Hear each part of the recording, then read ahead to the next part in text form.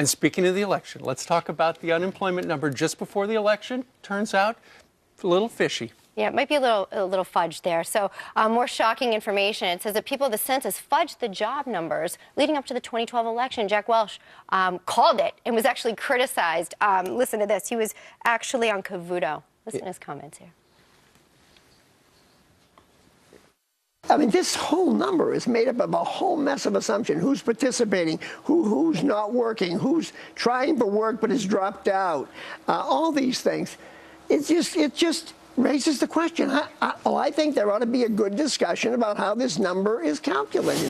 How the number is calculated is one issue, but the issue that we're talking about is how the number was skewed and was fudged, because we're talking about out of nowhere, the unemployment rate dropped from 8.1% to 7.8% at the crucial time between August and September. So if the conventions are over, right? The conventions are over. You wonder if the economy's on track. You got Mr. Economic Business Whiz Mitt Romney coming up the rear, and all of a sudden, the unemployment rate's dropping. And you're thinking, maybe we are on the right track. Jack Welch comes out and says, it's amazing, and I'll just paraphrase, it's amazing what these Chicago guys will do to win an election. Well, he's saying perhaps, and it's saying what's going to be included next in this statistic is you had a dream about getting a job, you were sad about losing your job and hope one day you can get it. This is something that is so serious and affecting millions of Americans out there. To have a loosey-goosey number about unemployment going forward is infuriating. That's a bedrock temperature taker of the country. And so in the New York Post today, John Crudele's got an item where he talked to a fella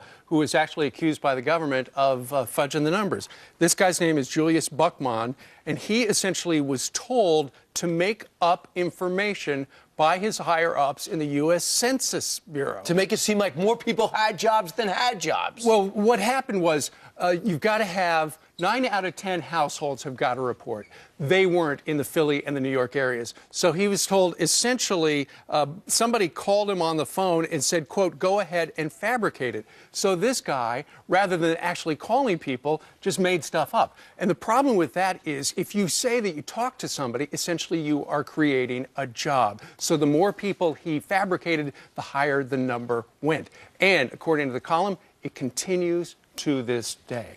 That's why people say the numbers don't feel right. Maybe the economy may look one way, but it feels a different way. Well, that's the problem. So what is the real unemployment rate in this country? If you've got I don't know, is anyone up for an election? If you've got people in the federal government fabricating a number, I mean, the Fed right now is thinking about easing, quantitative easing number 3, part 3. Right. Well, if the number is not right, and they do that, that could have dire consequences for the country. Right. Sure, what is the number? Meanwhile, 10 minutes now after the hour.